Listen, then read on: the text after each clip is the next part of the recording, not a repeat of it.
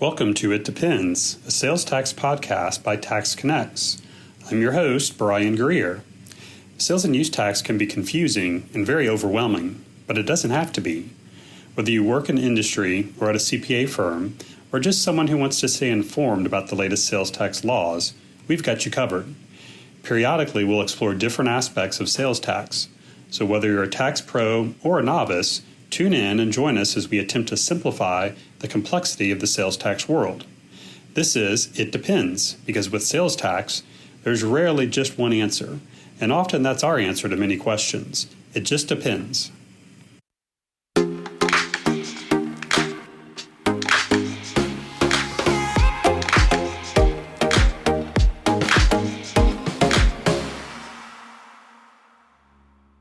Excited to be here with Brent. We've worked together for, has it been close to 10 years now? Something like that, 8 to 10 years. So it's been a little bit. So welcome, Brent. Yeah. So we've got a pretty loaded agenda here for you guys. Some of these by themselves, I think we've done as entire webinars. But just to provide kind of a quick overview as to what we're going to be talking about, the 3 steps to sales tax compliance. And really what we're talking about here is consulting, calculation, and compliance. So the first couple of agenda items there are really kind of talking about the consulting aspect of it in terms of, where do you have a sales tax obligation and what type of potential exposure or risk might you have from a sales tax perspective. The next 3 bullet points are really focused on the calculation of the sales tax. So how do we get sales tax either on the invoice or presented in the shopping cart? And then the next to last bullet point is really focused on the third step of compliance, which, as we're describing it, is really the filing of the returns and the remittance of those tax liabilities to the taxing jurisdictions. And then we have kind of a final wrap-up bullet point or slide for you as well. So let's take a look at that first step of consulting. And when we think about this, really the core areas that I'm thinking of, and we'll drill down into each one of these here in just a bit, it's identifying where you have nexus, nexus being some type of connection to a taxing jurisdiction, substantial enough for that jurisdiction to require you to follow their sales tax rules. Taxability is kind of the second step or the second piece of the puzzle. And what we're talking about there is the products and the services that you sell. Are they subject to sales tax collection in that state where you have nexus? And then, of course, if you have nexus in taxable sales, if you've not been collecting sales tax, there might be some level of exposure from those prior periods that we have to address. So let's take a look at each one of those in a bit more detail. And we'll start out with nexus. And nexus, I usually talk about this, initially from a physical presence standpoint, because that's really what we dealt with in the sales and use tax space up until about 2018. And I've been operating in the sales tax space for close to 25 years now. So really up until recently, we've always looked at this physical presence standard to identify whether a company has nexus or not. And the physical presence, in some scenarios is very simple to identify. You might have employees in a particular state, an office certainly. Inventory can be somewhat tricky or challenging. I'll talk about that in a bit more detail. But the physical presence has often been fairly clear-cut. Now, scenarios where it's less clear-cut and less obvious, where I've seen companies get a little bit sideways on this, one would be the use of subcontractors. So a lot of times, companies will say, hey, I don't have any employees, I've got subcontractors, I'm good to go, right? Well, not necessarily. So a lot of times what we'll see is that a business might be selling some type of product or equipment, but also be selling some type of implementation or installation type of service that goes along with that. And that installation sometimes has to be done on site. But rather than utilize an employee to do that installation, a company might hire a local contractor to do that installation work on their behalf. So that local contractor is creating a physical presence because they're really helping satisfy a portion of that contract for that company. So subcontractors create that physical presence as well. Inventory, certainly if it's in your own warehouse, is pretty obvious. But recently, and I say recently, this goes back, for the last 6 years, I would say, companies have really gotten a little bit sideways with inventory that's consigned in a third-party logistics warehouse, or even like at an Amazon warehouse, for example. In those scenarios, that inventory that the business owns, it's sitting in someone else's warehouse, but that inventory is creating a physical presence and creating nexus for those companies. So that's what we had for a long, long time from a nexus perspective. And just kind of a quick story here in terms of how things changed in the last few years. And this goes back into probably the late 90s, early 2000s, when people started buying more and more goods and even services online. And Brent and I are both old enough to know that we could purchase just about anything online and never have sales tax charged to us. And it was because those businesses didn't have a physical presence, there was no requirement to charge the sales tax.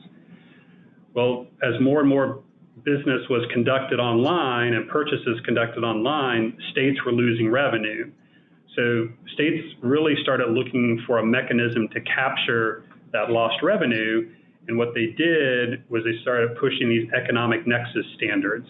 And South Dakota was the first one that really kind of ramped this up and got reviewed by the U.S. Supreme Court in 2018. The U.S. Supreme Court sided with the state of South Dakota and said essentially, just by virtue of having sales activities in a state, regardless of your physical presence, we believe that's enough to create nexus and a requirement to collect sales tax. Now, there are some thresholds that apply so that, a small business that's selling, a few $1,000s of goods in a state is not necessarily affected. But the standard is different from state to state, but it's essentially, for the most part, it's a $100,000 threshold or 200 individual sales into that particular state. Definitely variations from state to state, but that's kind of a initial baseline. So now, in looking at nexus, you got to look at both that physical presence as well as an economic presence to identify whether you should follow the sales tax rules in that state. So, yeah, hey, Brian, not to interrupt you, but also I'm actually going to phrase this in a formal question, just to give you a chance to kind of expound on it, because this is a question we have heard, especially recently. How does the taxability of the state that their headquarters is impact, or does it impact the taxability of the products that they're selling into other states, meaning in the nexus that they're selling into other states?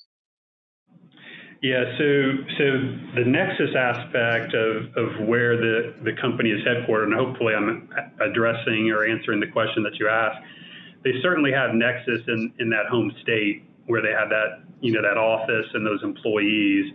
But when they're selling into another state, so you and I were in Georgia, we sell into let's just say the state of Illinois. I have to establish nexus in Illinois before I have to follow Illinois sales tax rules. So I have to have, and now I'm going to get a little bit over my skis because I don't remember exactly what the nexus requirements are. Let's say it's $100,000 in Illinois. I've got to have $100,000 of sales in Illinois before I have to follow their sales tax rules. Is that what you were asking? Yeah, but also it's regardless of whether or not the products you sell are taxable in your home state. or if your headquarters is located in your home state, meaning, let's say you're selling a product that's maybe not taxable in Georgia, but you're selling it into Illinois, for that example. If the product is taxable in Illinois and you've reached those thresholds, you still have to comply with Illinois rules, regardless of what your home state rules are. That's kind of what I was saying. Yeah. Yeah, absolutely. Yeah, just home because we've state had that real world scenario come across here in the last little bit, so I thought that would be appropriate. No, that's good. Yeah, and that's where it kind of segues nicely into this next piece here, because where a lot of people get into trouble is they're very familiar with the rules of their home state, so they know, hey, this is taxable or it's not taxable. Actually, I guess where they get into trouble is it's not taxable in their home state. So then they make this assumption that it's not taxable in other states. However, it may be. So the taxability, as Brent's describing, it varies from state to state. And, we do a lot of business with companies even overseas, international businesses selling into the U.S. And I just tell them, you're basically dealing with 50 countries here in the U.S.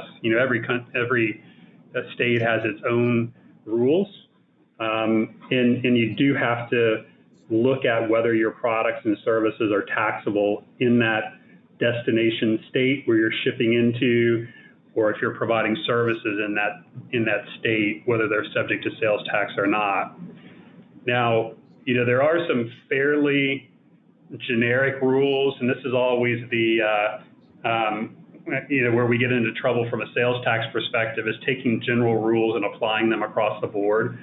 But generally speaking, the sale of tangible personal property is going to be taxable, and the sale of services is generally going to be excluded. There are significant exceptions to that in every state in a lot of different areas.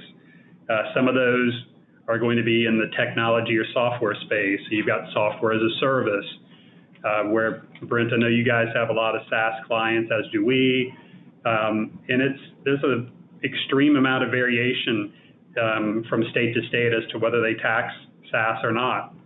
And even within states, you'll have a state like Colorado that does not tax SaaS, but the local cities do, or have the ability, and some of them do tax SaaS. Similarly, Illinois exempts SaaS from sales tax collection, but the city of Chicago taxes it. So you've got these variations from state to state and location to location. Telecommunications is another kind of service, that's more heavily taxed than probably anything else in the country. It's a service, but there's a lot of tax obligations associated with that. Did you have a question or a comment, Brent?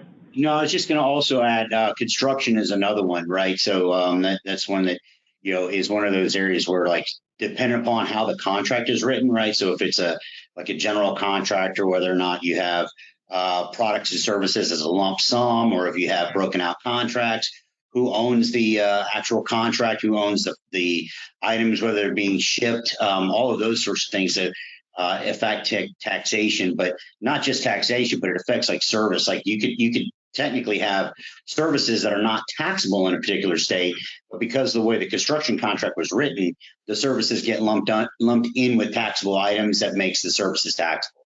So it's just, again, another one of those what if scenarios that you were kind of posing.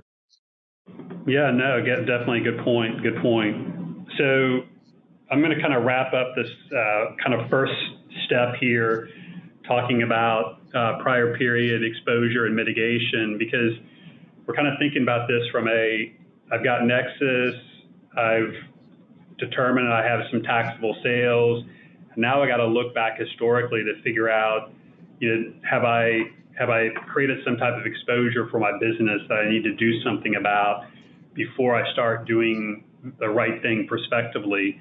And there's usually 3 different options that we talk about with companies in terms of mitigating this prior period exposure. Of course, one of them is don't do anything, just keep going as you're going. But, that's really just going to make the issue worse if you continue to sell in that particular state. But the options there you see, the first one is register and comply prospectively. So a lot of times, just depending on the situation, it's very fact-driven from state to state and client to client. If you don't have a significant amount of exposure, it could be advantageous and it could make business sense just to register, start complying prospectively, recognize that you've got some exposure sitting out here in these prior periods if you are to be audited. But it's just not necessarily worth the time and the effort and the expense, and the expense to remediate that prior period exposure. So it's an option. It doesn't make any of the sins of the past go away. It just gets you in a good spot, at least moving forward, but you still have some historical risk and exposure sitting out there. The second option here is to look at registering with a historic date in terms of when you first established Nexus and first created a taxable event. So register, for example, January 1st, 2024, and then file and remit the respective returns. What's going to happen when you do that is you're immediately going to have to report the tax due. You're going to get assessed penalties, interest. You might have some good success in remediating, getting out of some of the penalties. You're generally not going to get out of the interest, but you're definitely going to have to report those prior taxes and pay everything in. Again, just an option that some companies choose based on a variety of different reasons. The final option that we see is this VDA, or it's a voluntary disclosure agreement. And essentially what this allows you to do is come forth to a taxing jurisdiction. And a lot of times this is done through a third party like TaxConnex, where we would approach the states on a anonymous basis and say, hey, we've got a taxpayer, they've got some prior history and prior exposure, they want to get clean, and we'll negotiate some type of quote unquote settlement with the jurisdiction. Essentially what we're trying to do and what the states will grant is this limited look back period, meaning if you have 5, 6, 7 years of sales tax exposure, the states will have, depending on their statute of limitations, either a 3-year or a 4-year look back period, which means you pay the 3 years worth of tax. And in doing that, there's a waiver of the penalty, but then you also get all of that older tax kind of chopped off. So if you've got, years, if you're in a 3-year look back state, years 4, 5, 6, 7, that goes away. So it can be very advantageous if you have a long history of sales tax exposure. You can really get a lot of benefit out of that limited look back period. And then, as I mentioned, the penalty abatement that goes along with that. So while we're doing all of this and while we're working with companies to try to figure out what these requirements are and how to get kind of caught up, we're also encouraging them at the same time that, okay, at some point, you're now going to have to figure out, how am I going to charge sales tax? How am I going to get that on my invoice? So this is where Brent and CereTax comes into play from a calculation perspective. So Brent, I'll hand the baton to you for a little bit. Thanks, appreciate that.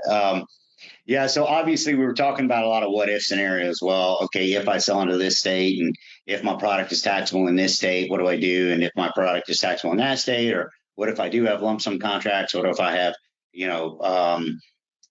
a state that's not taxable, but I'm selling into a state that is taxable? And obviously it can be extremely overwhelming. And the obvious question is, well, how am I supposed to know all that? And the short answer is you're not. You can, but it's obviously it's a very labor intensive and time intensive exercise to try to study up on all of that. You can possibly do it, when you're just in a few states or have very simplistic kind of distribution model. But anything beyond that, it just gets to be, way too complex.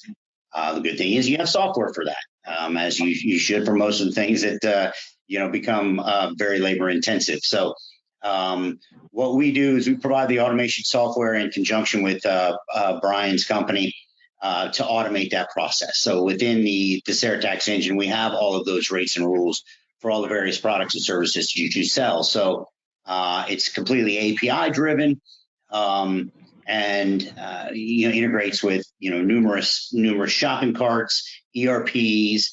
But again, the whole concept is I just need to sell and create an invoice, and then the software is going to determine what needs to be on that invoice. So then the software will, via API, will then populate the invoice with, hey, you need to charge this amount of tax in Utah or Wyoming or what have you for that particular products and service.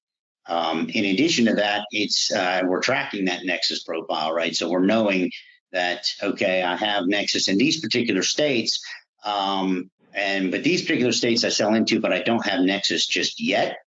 So I need to track whether or not I'm going to hit those particular thresholds, and that's what we do. To determine whether you need software or not, obviously it's a cost benefit. How much time are you spending to track, whether or not you're charging the right rates, whether or not you're charging the right, information at all. But the cost effectiveness of software solutions in general has become such that, if you're spending more than a few hours a month, you can do the math on what your hourly rate is worth. Then it obviously makes sense to investigate software solutions. What we're finding is that most people, even with very, I would say, I want to say minor, but even some of the more basic tax, straightforward tax, find that it's just not cost effective to manage it in house, as well as it's also not risk advantageous. Let's just say that. So again, what is calculation? So there's numerous steps to calculation. So it goes beyond just knowing what the rates and rules are, but it also things like address validation. So if I am taxing in particular product or service in a state, you obviously wouldn't know what all the boundaries are within those states for your local taxation. So most states will have local taxes, whether there be at the county level, the city level, SPLOS level, districts. There's even things like policing jurisdictions and things of that nature that may have an impact on the tax. So it's very, very important, obviously, to know exactly where is that customer. So I'm applying the correct taxation. It's obviously, it can be as detrimental to collect the tax and remit it to the wrong place as it is to not collect it at all. Because the jurisdictions that are expecting the tax expect to see it. And we have actually even seen many times where jurisdictions will kind of get in an argument over, who owns that revenue, who owns that money. And unfortunately, you can get stuck in the middle of it, and they don't really have your best interest in heart when states and cities are looking for revenue. Obviously, calculation of the product or service. So understanding, okay, this is what I'm selling, and here's the taxability of that product in this state. So, just a simple math.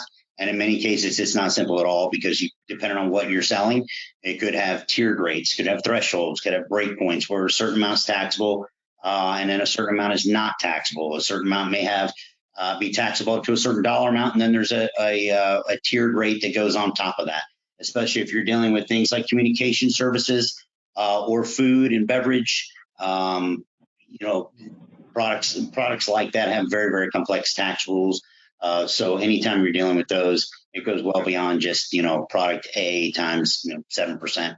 Also, you do have to populate that information correctly on the invoice. Most states do have what they consider truth in billing, which means that the invoice has to say what the tax actually is. And if it is a tax, it has to be represented as a tax. But if it's not a tax, it can't be represented as a tax. So, for instance, some products and services have fees associated with them, or contributions, what they call them, especially in communications, where you have like the Federal Universal Service Fund. Well, that's technically not a tax. It's a contribution. And if you label it on your invoice as a tax, that can be in violation of truth in billing. So again, software calculation software, handles that for you, so we know exactly what the invoice is supposed to say on top of it. And then, of course, aggregation of all that data for a number of reasons. Number one, it's important for whoever's going to be filing those returns for you, right? So if you have Brian and his team filing those returns, you got to have access to very, very detailed data for both the reporting process, but also for audit defense. What you don't want is to think you're doing things right, and then a state calls, and then you get audited, and only to find out that you're not doing things exactly correct. So both Brian's team and our team will help through that process, making sure that the correct data is getting on the correct returns. But also for data analytics, you really want to know kind of what's happening within your company, not just for things like Nexus tracking, but also for just understanding, hey, this is where we're growing, this is where we're struggling, these are areas where we can address taxation. Well, we're happen to I'll give you a real world example. We sell software as a service, and we are billing into a headquarters that doesn't tax software. However, the actual seats that are being used are throughout the country, and those need to be allocated to the appropriate jurisdiction and authority. So just having those analytics within the tax platform is also very helpful to you. And then final is updating. So obviously everything that you do within sales tax needs to be tracked and then also reported on your tax returns, but also in your GL accounts.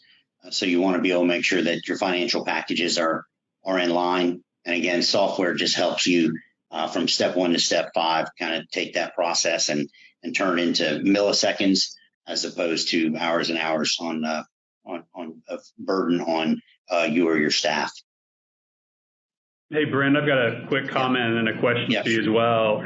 And if you're not familiar with CereTax or the sales tax engines in general, Brent mentioned all of the rates and rules. The beauty of that is behind the scenes, they're maintaining any changes that happen. So if something becomes taxable that wasn't taxable before, if a rate changes in one of these 12,000 jurisdictions, that's all being maintained and managed within the tax engine so that you have that accuracy of the calculation ongoing without the need of constant research.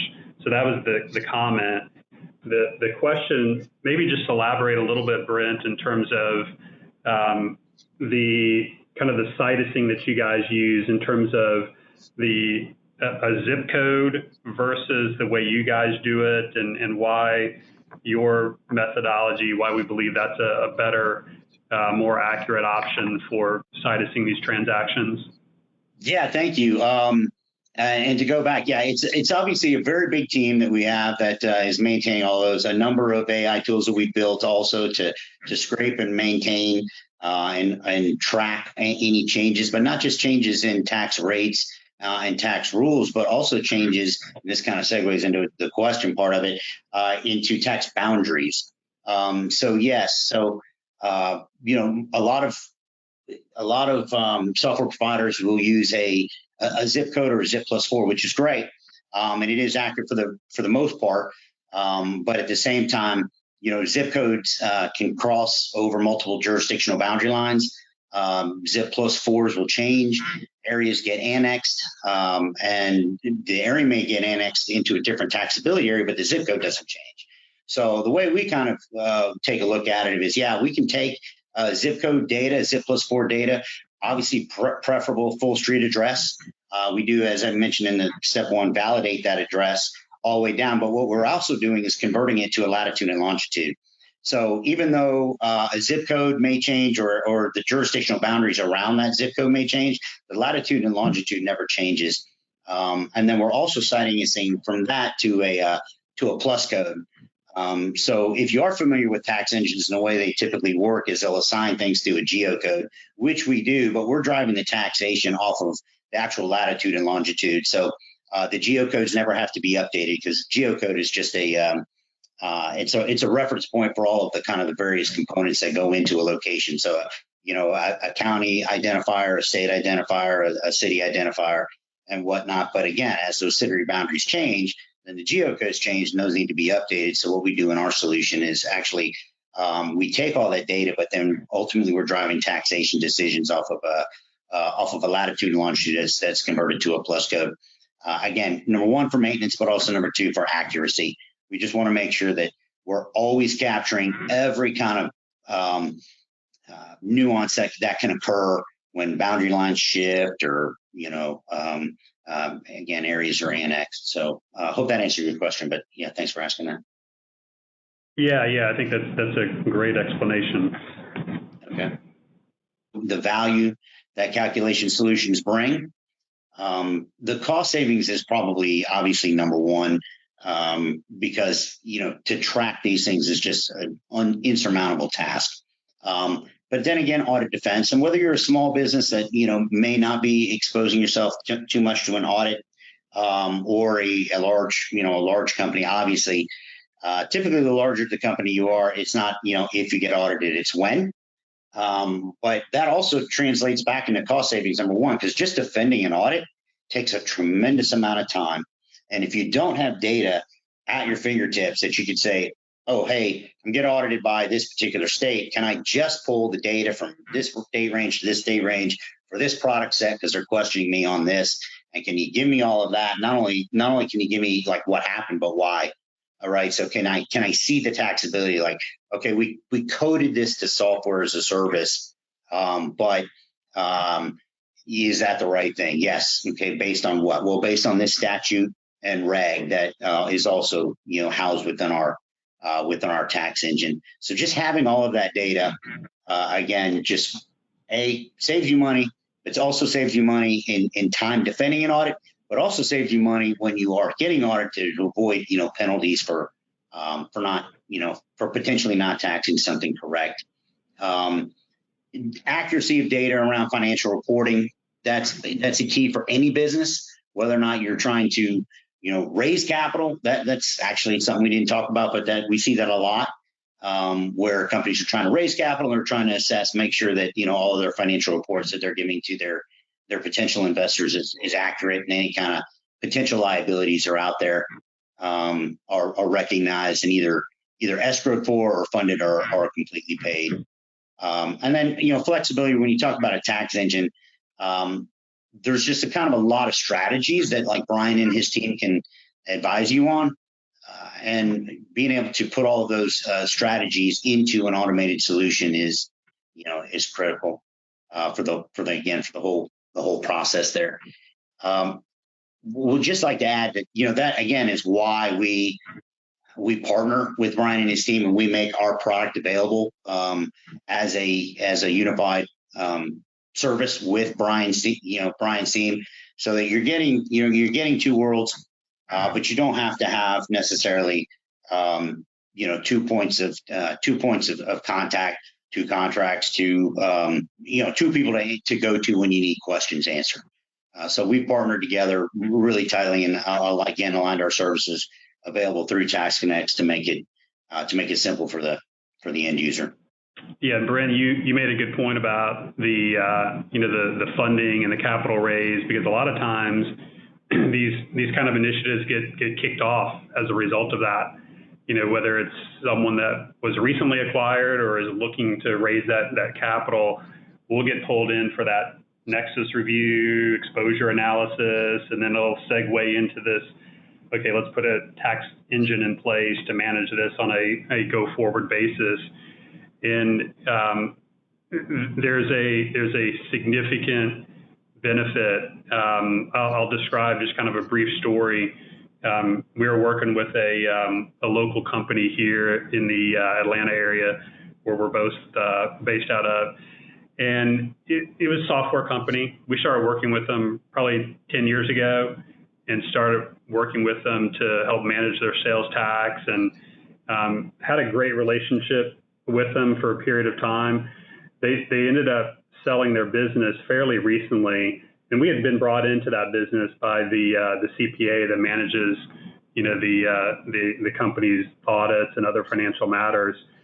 And the client post-sale told their CPA, they said, the best advice that you ever gave us is to make sure that we had this sales tax buttoned up, and the fact that you introduced us to TaxConnex. I'm bragging a little bit, but the point is that when they went to sell the company, they were totally clean from a sales tax perspective, and they had no escrow, they had no issues, and the sale went right through. So it's something that you definitely want to think about, especially if you've got some type of pending event like that you see on the horizon. All right, sorry for that segue, Brent. No, it's great. It's good. And I mean, again, and that kind of goes to the next slide, which is like real world examples of how how sales tax automation works. I mean, we have a number of case studies that we can provide. This is just one of them. That is one of those things where it's like, okay, we know we need to deal with sales tax calculation, but we're not big enough to worry about it, or sales tax calculation and compliance for that matter. We're not big enough really to worry about it just yet. And then it just kind of grows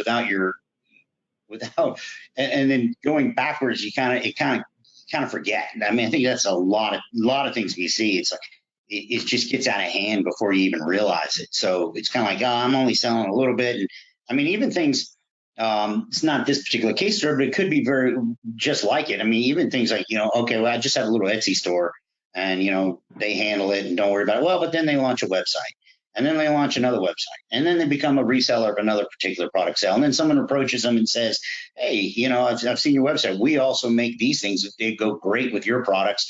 Why don't you, you distribute these and sell these? Next thing you know, much like this company, actually, Ideal Living, that is the case study here.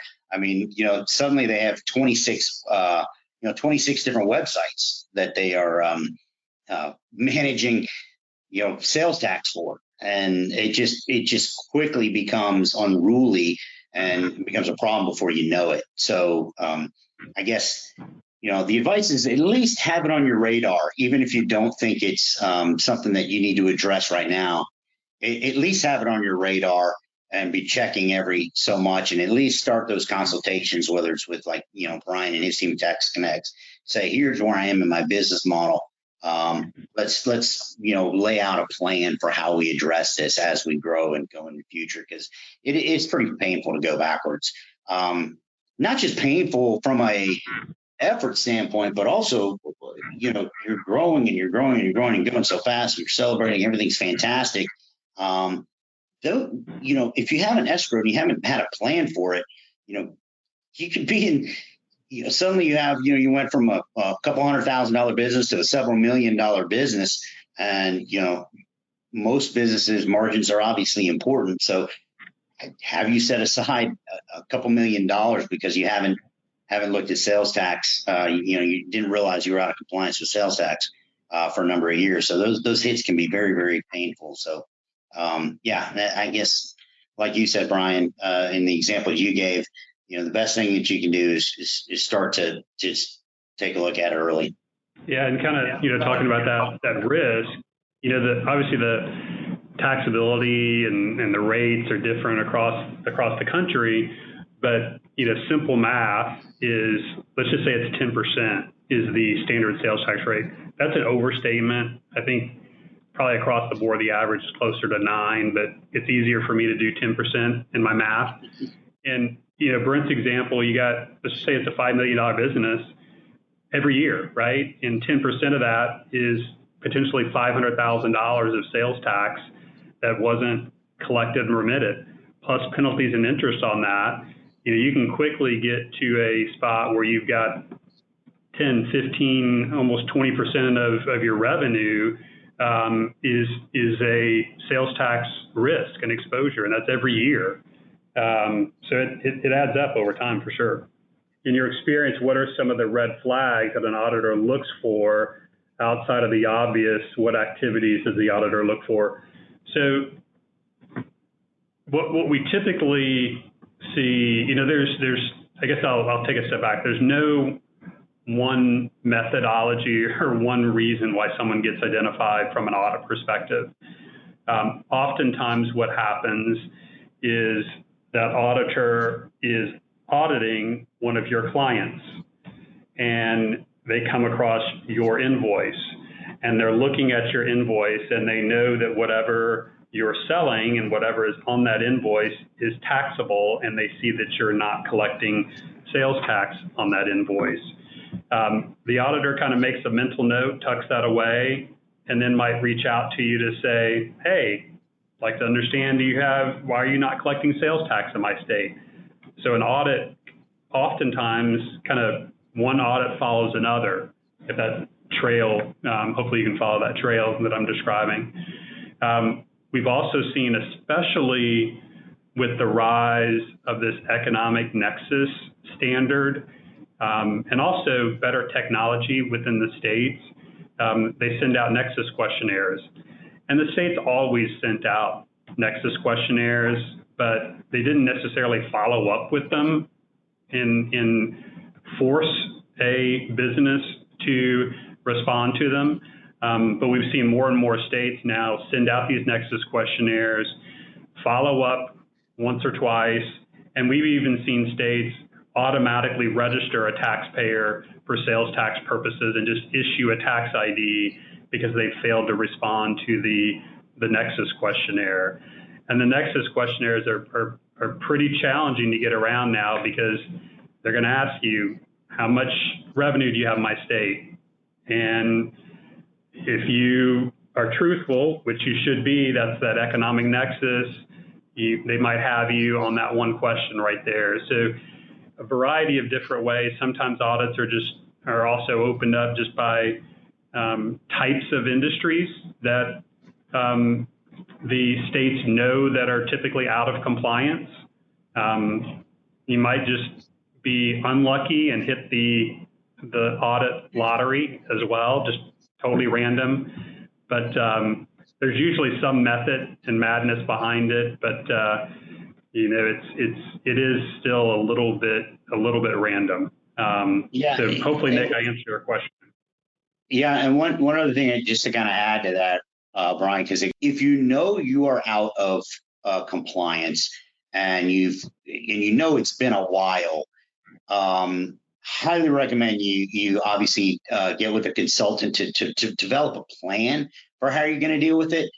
Because what is a red flag is you register today, and then tomorrow, and we've seen this, and then tomorrow your first sales tax return to state is $600,000. Well, that is an extremely successful business to have $600,000 of tax liability in their first month in the state. So obviously, it can happen, but those are a red flag. So I guess my point is, like, if you know you're out of compliance, don't skip steps. Definitely get some consultation around that in order to identify, okay, what's the best way for me to deal with this going forward. Yeah, perfect. All right, so let's take this final step of compliance. And as I mentioned before, this is really kind of focused on the filing of the sales tax returns, and now all of that tax that we've been able to calculate and collect via the CereTax platform, we got to pay all of that tax to somebody. And it's interesting in that a lot of times we'll have conversations that, oh, well, this is the easy part, right? It's like you just stick a number on a form and you're done. Yes and no, right? I mean, there's some states that are way easier than others, quite frankly. You take a state like Connecticut, which is a flat rate state across the entire state. So regardless of where or who you sell to, it's one rate. And the return is very simple to prepare and remit. There are other states where it's very, very detailed at the jurisdictional level. It has to be itemized. So there's a little bit more here than just, putting a number on a form.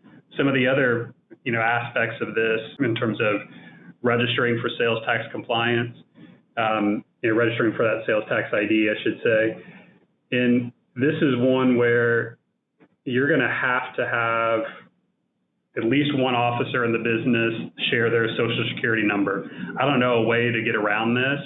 If anyone in the audience knows how to get around not sharing a social number with the state, I'd love to hear it. without tricking the system. You can put in a potentially your FEIN number and trick the system. But the purpose and what the states are doing, interestingly, is that the states have responsible party laws surrounding sales tax, meaning they will hold a individual or individuals personally accountable for sales tax. And this is usually an owner of the business that they can come after. It could be an executive in the business. It's anyone that has financial authority in the business. If your business is not following the sales tax rules, they can come after you personally. And we've had scenarios where individuals' personal assets have been seized because a business is not following the proper sales tax rules. So it can get pretty serious. We've had scenarios with panicked people calling us that, the CFO just came to my office and their personal bank account has a lien against it because of an unpaid sales tax liability. So the states are pretty serious about getting at least one person that they can hold accountable for this. The sales tax calendar and what I'm referring to there, it's listing the states where you're registered, the filing frequencies, the tax IDs. It sounds pretty static, right? You register, you get your ID, you get your filing frequency. Nothing ever changes there, right? Well, not necessarily. There's filing frequency changes that happen based on your sales activities. So you got to stay on top of these things to make sure that if you're originally set up as a quarterly filer, well, now the state is expecting a monthly return. Well, if you miss 2 months of monthly returns, you're now going to get fined and penalized for that. So it's something that you just have to proactively manage and stay on top of. Additionally, and these are things I'm kind of pointing out that are outside of just the filing and of the return and the remittance of the payments, you've got these notices that states love to send out.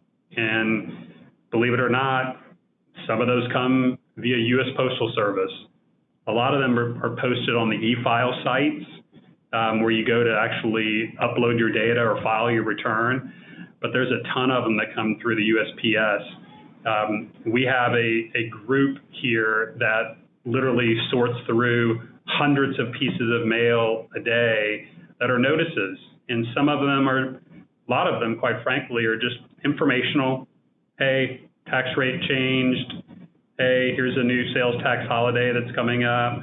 But sometimes there's a real issue in there that you need to be looking at and solving for. So just having a notice kind of management process is critical as well.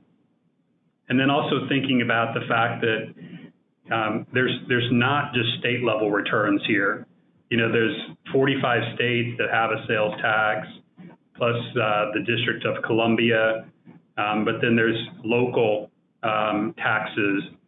A lot of scenarios, those local taxes are administered at the state level, and those are some of those more complicated returns where you have to itemize the taxes at the local level. But then there are states like Colorado, Alabama, Louisiana that have home rule jurisdictions that not only set their own sales tax taxability rules and rates, but you have to file separate returns within some of those local jurisdictions. So that can be kind of a pain as well.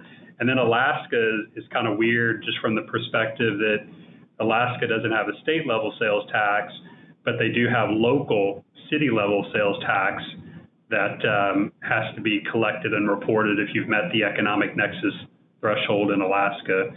So again, the point here is that, there's obviously the preparation and filing of the return and the remittance of the payment, but there's other things and other processes and activities that kind of go along with that process as well. We've kind of talked about this a little bit, Brent, but the purpose in us working together is that together we provide this end-to-end solution.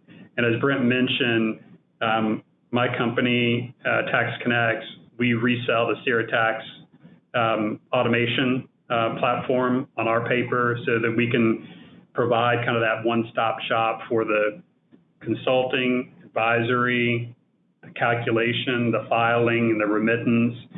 And what I think makes it fairly unique is that we've got this great technology and automation solution, but then we've got the managed services that TaxConnex provides that kind of provides a wrapper around this automation. So we're not totally reliant on technology, we're not totally reliant on people, but it's just a good combination.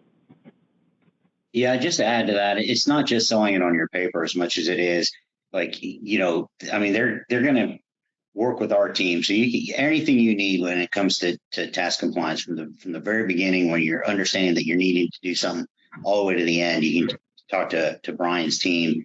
They will work with our team to implement the automation side of it, but they'll be your point of contact to make sure that everything that is done on the integration side, on the implementation side, on the software side is in conjunction with their plans to monitor and manage your business from a sales tax perspective all the way through.